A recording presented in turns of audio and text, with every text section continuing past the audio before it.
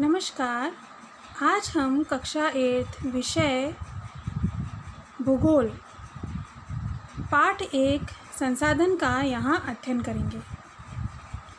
भूगोल के अंतर्गत हम यहाँ पाठ 1 संसाधन में निम्नलिखित बातों का अध्ययन करेंगे कि संसाधन किसे कहते हैं और संसाधन कितने प्रकार के होते हैं।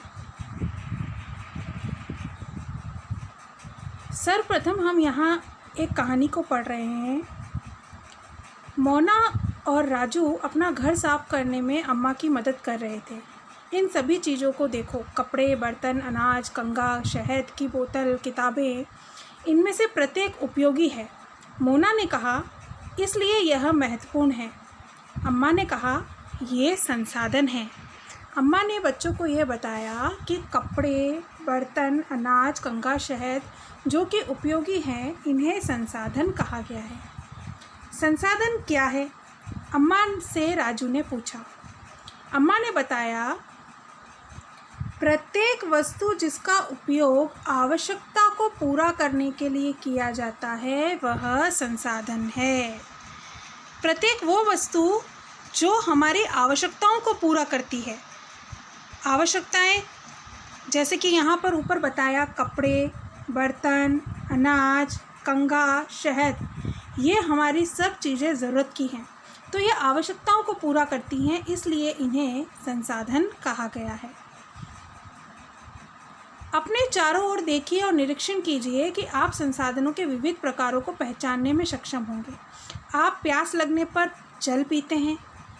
अब प्यास लगती है तो हमें आवश्यकता किसकी है? जल की।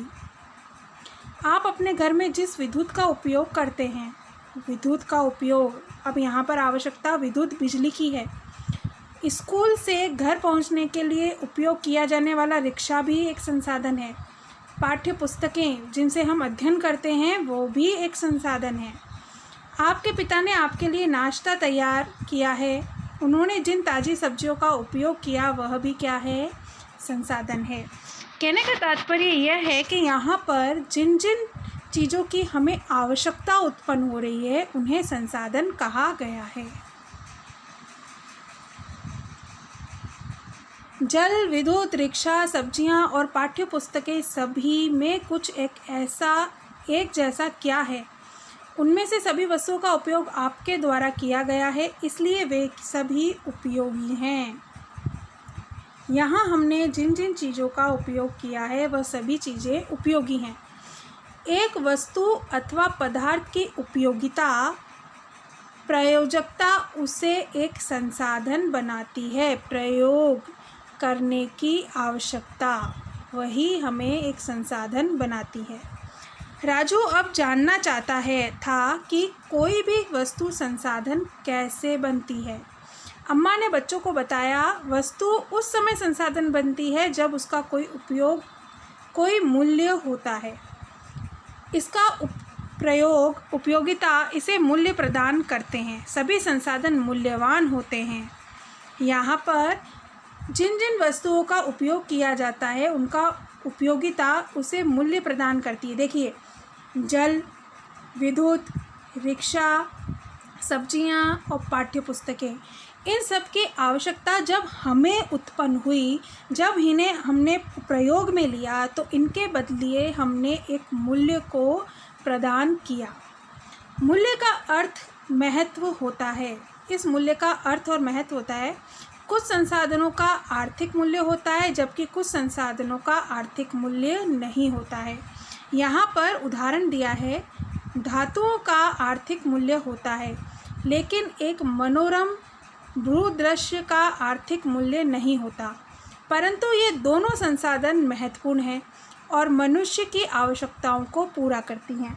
मनोरम भूदृश्य का तात्पर्य, यहाँ पर कहने का तात्पर्य यह है कि एक उदाहरण मैं आपको बताती हूँ, जैसे कि वायु। हम वायु का उपयोग करते हैं तो ये मूल्य, इनका कोई आर्थिक मूल्य नहीं होता है। कुछ संसाधन समय के साथ आर्थिक रूप में मूल्यवान हो सकते हैं। आपकी दादी के घरेलू नुस्खों का आज कोई वाणिज्यिक मूल्य नहीं है, कहते हैं ना कि घर में कोई छोटी मोटी बीमारी हो जाती है तो दादी जी के घरेलू नुस्खे, उनका कोई मूल्य नहीं होता, लेकिन यदि वे पेटेंट करने के उपरांत मेडिकल फर्म द्वारा बेचे जाते हैं तब वे आर्थिक रूप से मूल्यवान हो जाते हैं। देखा जाए तो बाबा रामदेव इसके बहुत बड़े उदाहरण हैं। आप सब लोग इस चीज़ को जानते हैं। वह ज़्यादा से ज़्यादातर दादी के घरेलू नुस्खों का उपयोग कर अपने मेडिकल उपयोग में लेकर एक मूल्यवान वस्तु बना देते हैं और उन्हें ग्राहकों को बेचते हैं।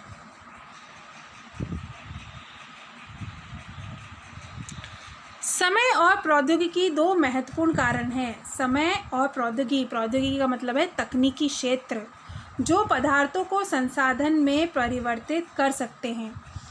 दोनों लोगों की आवश्यकताओं से संबंधित है। अब देखिए यहाँ पर प्रौद्योगिकी की बात की जाए तो आप जानते हैं सूर्य की किरणें, सूर्य आर्थिक मूल्य से वर्जित है, मगर इन्हीं किरणों से आज हम विद्युत बनाते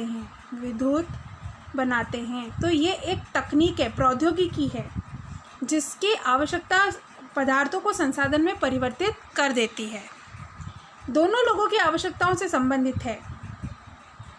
लोग स्वयं ही सबसे महत्वपूर्ण संसाधन है। लोग जो होते हैं वो स्वयं एक सबसे महत्वपूर्ण संसाधन हैं।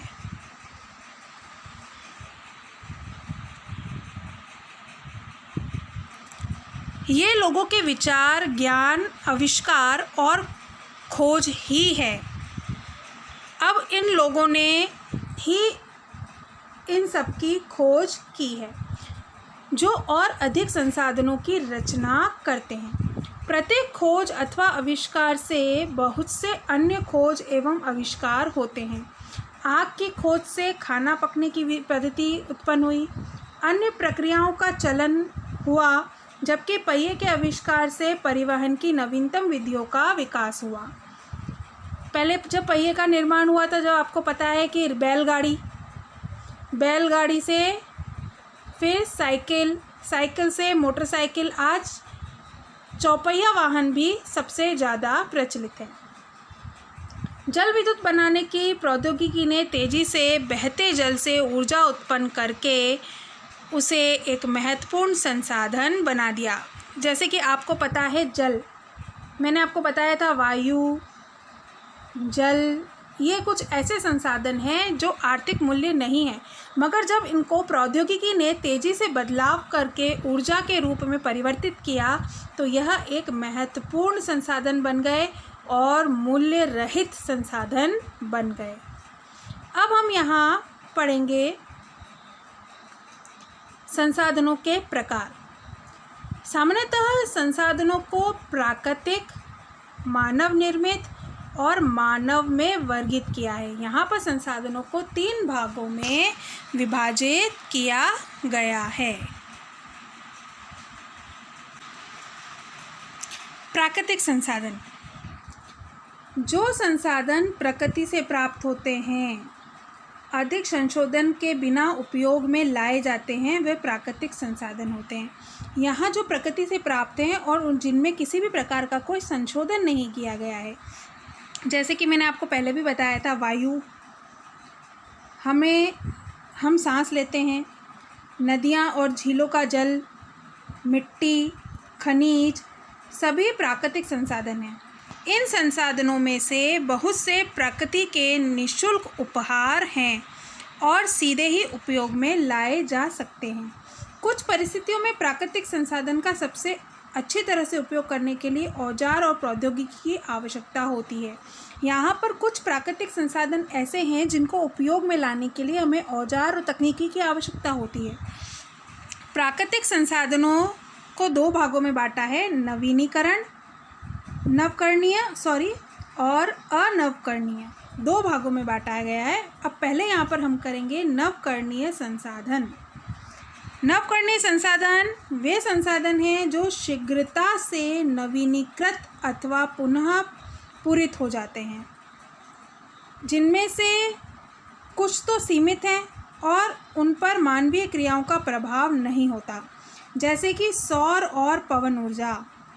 इन्हें पवन ऊर्जा वायु से बनती है, सौर ऊर्जा सूर्य की रोशनी से बनती है। लेकिन फिर भी कुछ नवीनीकरण संसाधन जैसे जल, मृदा और वन को लापरवाही से किया गया उपयोग इनके भंडार को प्रभावित करती हैं। देखिए, हम ये सब जानते ही हैं कि जल सीमित मात्रा में उपलब्ध है।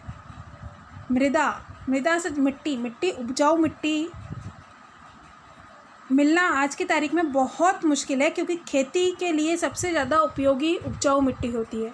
और वन, हमारे जंगली वन्य प्राणी जो वनों में रहते हैं, जैसे कि आजकल बताया जा रहा है कि वनों की कटाई अंधाधुंध तरीके से होने की वजह से वन सीमित होते जा रहे हैं।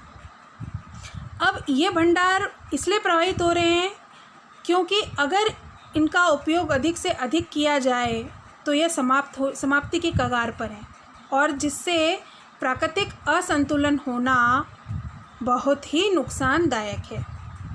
जल असीमित नवीनीकरण संसाधन प्रतीत होता है, फिर भी जल की कमी और प्राकृतिक जल स्रोतों को सूखना आज विश्व के बहुत से भागों में एक बड़ी समस्या बन गई है।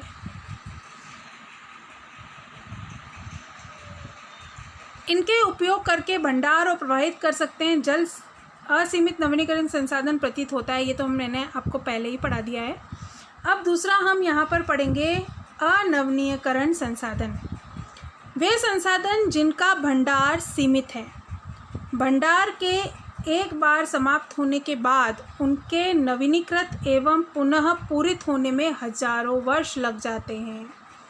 देखिए, कुछ ऐसे संसाधन होते हैं जिनका अगर अधिक से अधिक उपयोग किया जाए तो उनका पुनः निर्माण करने के लिए हजारों वर्ष लग जाते हैं। यह अवधि मानव जीवन की अवधि से बहुत अधिक होती है। इस प्रकार के संसाधन अनवीनीकरण कहलाते हैं। जैसे कि देखिए, यहाँ पर उदाहरण दे रखा है।